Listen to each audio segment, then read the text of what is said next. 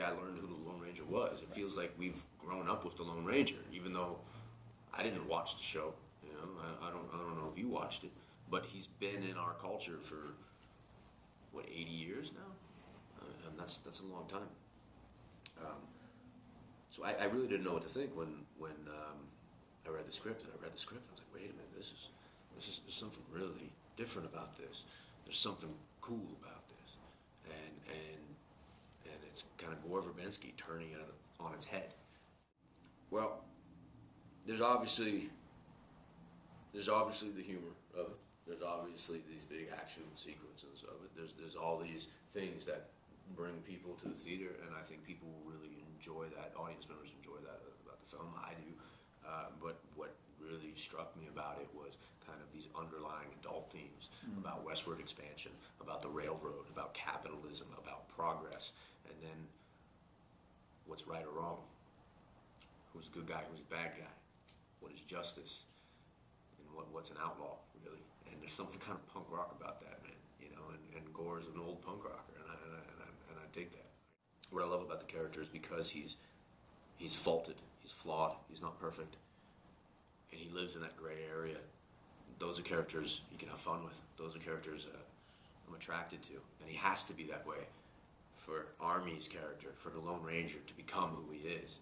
From Armie, it's a coming of age tale for Armie, for John Reed.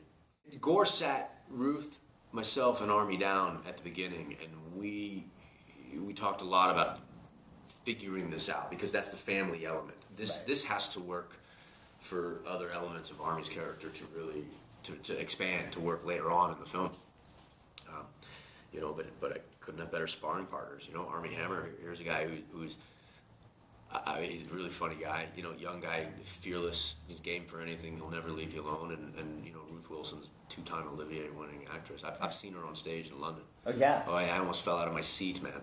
She's one of the best actors I've ever worked with and I've ever seen on stage. I mean, Jerry's been in this business for so long. He's done so many iconic films. I mean, you're not going to work with a more professional, more iconic producer.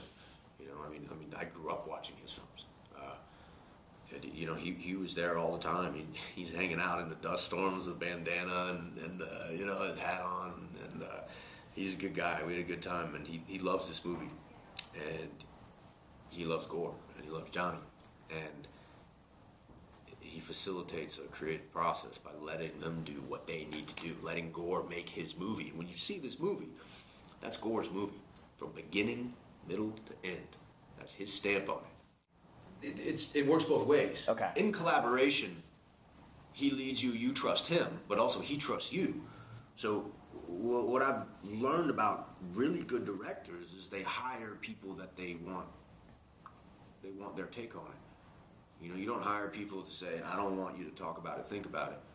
You hire actors that you want to filter your material. What are your ideas? What do you want to bring to it? You know, and then they pull you back and they can tweak you and pull you over there. But it was a collaborative effort, as any good film should be. And you know, Gore, as you said, is a passion project. And when your director is passionate about the movie he's making, guess what? Everybody else is very passionate, and the crew is passionate. And this was his crew. These are the guys they worked with on Pirates. Right. They'd go to the end of the world for Gore, because Gore would go to the end of the world for them, and that's contagious.